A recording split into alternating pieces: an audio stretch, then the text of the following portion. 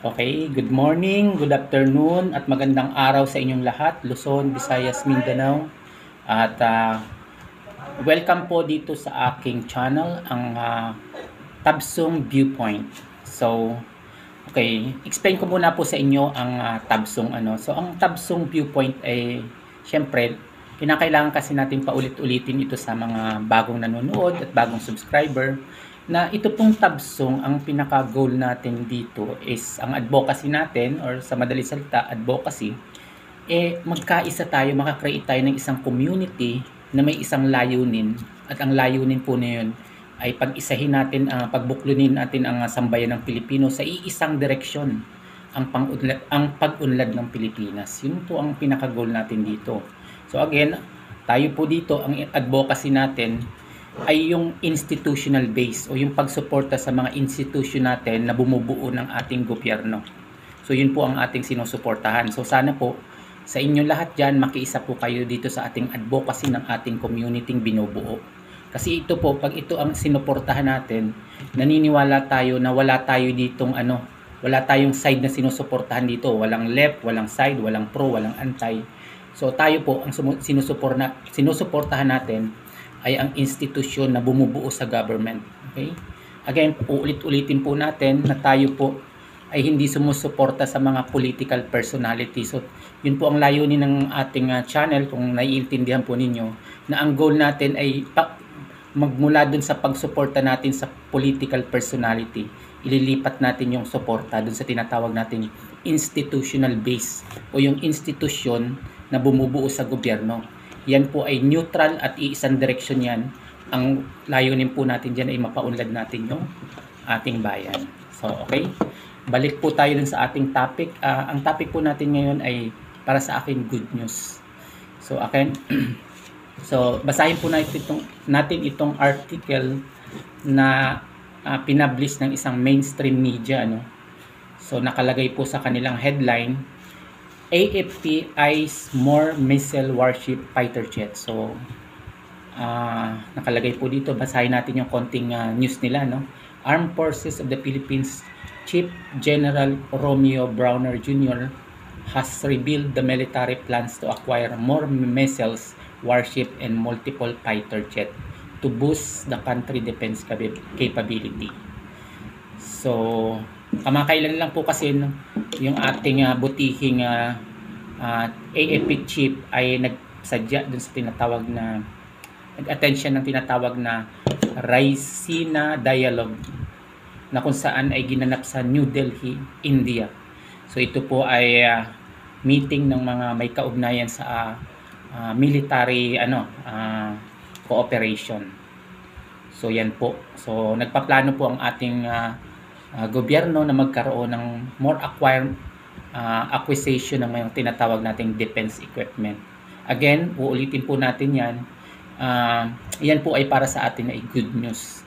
Kasi po, kung mapapansin natin, ang ating sandatang lakas ay masyado na nag-neglect, nagkaroon ng mga pagpapabaya yung mga previous administration natin. So hindi sila nagkakaroon ng paglalaan ng tamang pondo para ma-uplift natin yung ating defense capability.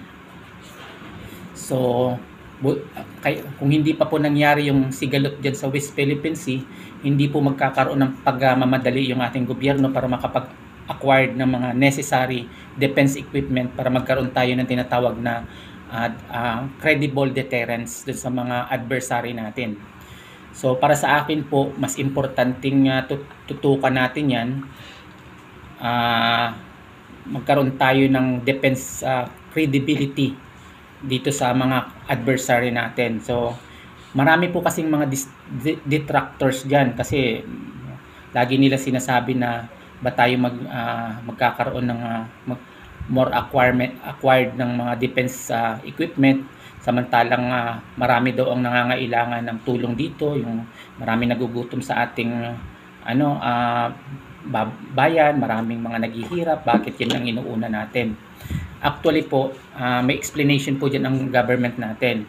Kung mapapansin po ninyo, ang budget ng gobyerno ay may nakalaan yan bawat ahensya So ibig sabihin po, meron tayong tinatawag na balance budget. So binabalance po yan, naglalaan ng sapat na budget. Ang hindi nga lang po maganda, every time nagkakaroon po ng mga readjustment o realigning ng budget dun sa ating GAA, yung budget na pinapasa ng Kongreso natin, lagi pong nagiging kawawa yung ating AFP or yung defense sector natin kasi meron po kasi silang certain requirements na budget, allocation ng mga natin, yung mga sahod sa sundalo. At the same time, kailangan din ng mga pag-purchase ng new equipment.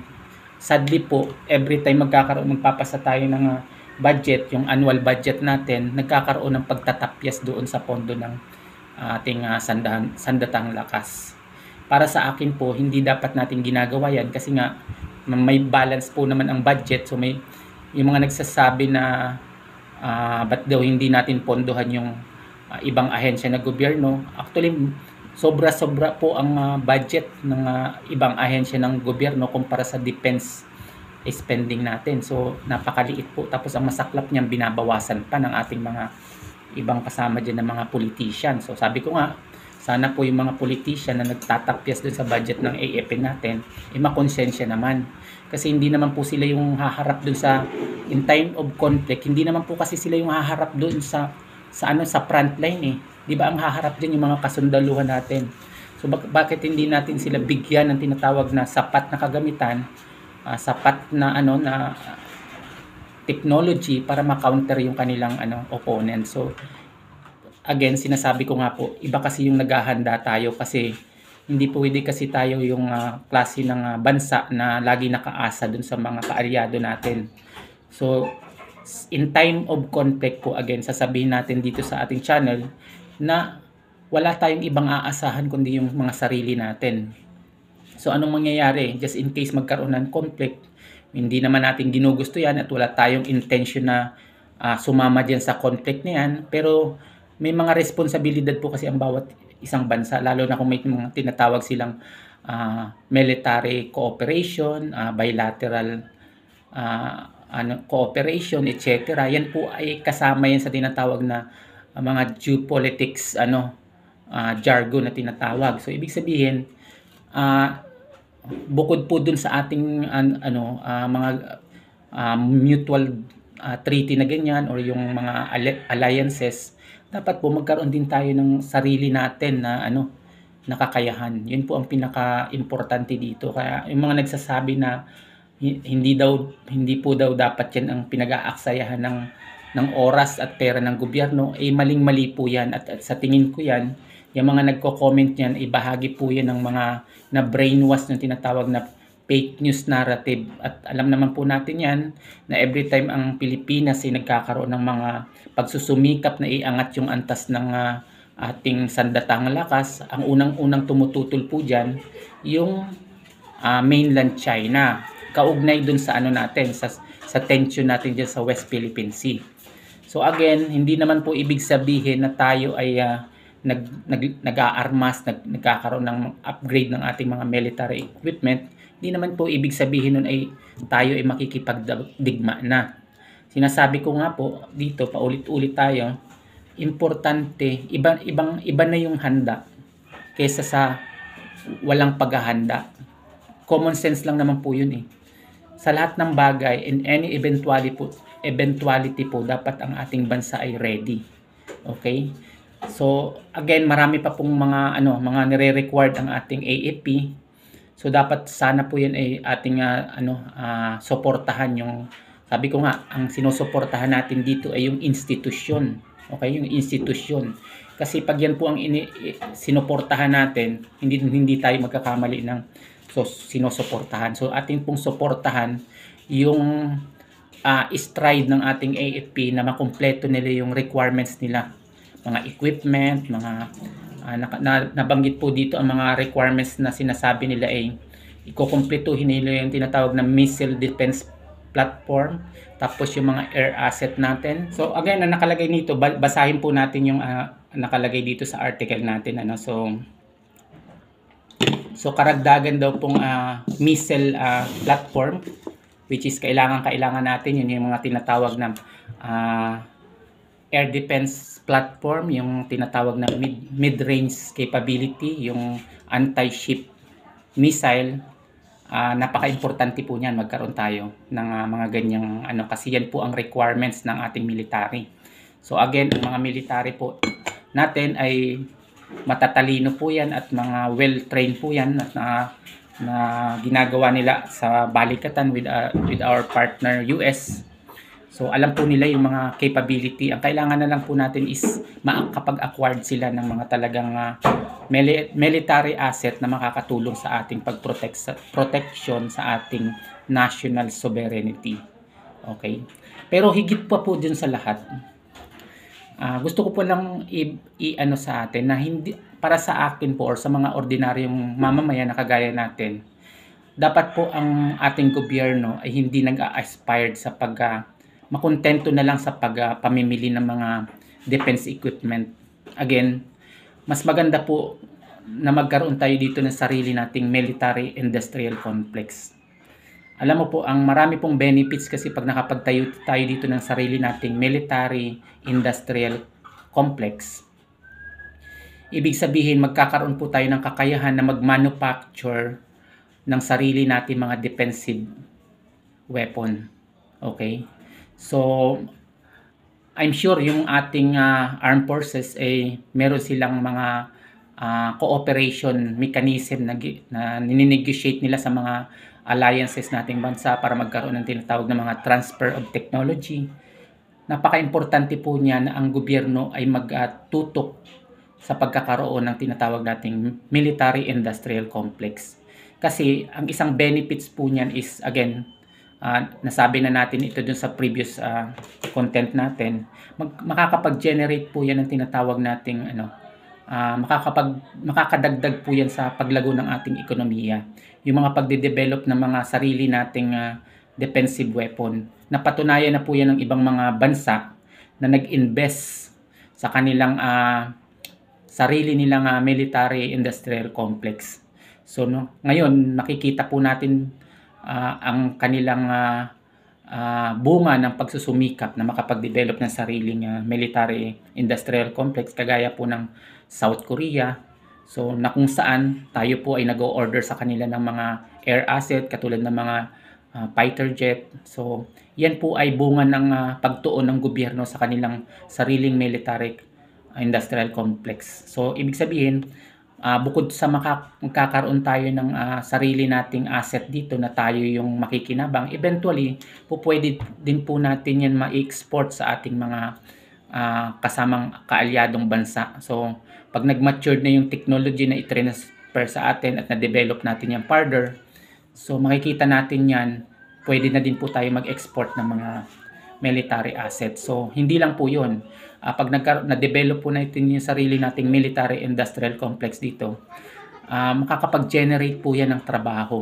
So job generation yan. So malaki po ang maitutulong yan in the long term. Kasi po, ang pagdepensa po ng national sovereignty is a long-term effort o pangmatagalan o continuous through generation yan. So naniniwala po tayo na sana po yan ang tutok ng ating gobyerno, paglaanan ng pansin at saka pangunahan ng ating government yung pagde-develop ng sarili nating manufacturing capability ng mga needed defensive weapon. So yun, napaka-importante po niyan.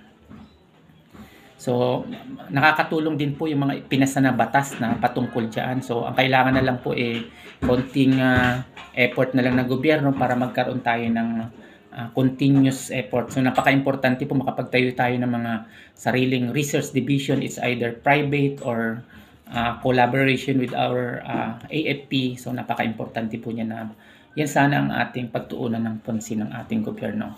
Again, ang ating pong topic ngayon ay ito pong good news na plano ng ating government na mag-acquire ng mga maraming missile system, saka mga warship, saka fighter jet. So yan po ay good news. At naniniwala po itong channel natin na sino man tututol dyan at sino man mga magne-negative sa ganyang mga pagpapalakas ng ating national security.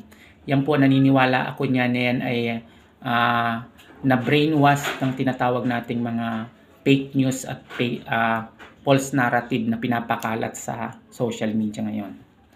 So again, good news po ito at sana po ay matuloy ito, and then good luck po sa ating AFP chief at saka sa ating mga kasandaluhan na handang ipagtanggol ang ating sovereignty ng bansa at pangalagaan ang kaayusan dito sa ating sambayan ng Pilipino. Yun po, at sa mga hindi pa po naka-subscribe, please subscribe sa ating channel, at kung may mga question po kayo, may mga suggestion, anything, isulat lang po dun sa ating comment section at yan po natin ay tatalakayin natin. And then maraming salamat po at sa inyong lahat dyan, peace.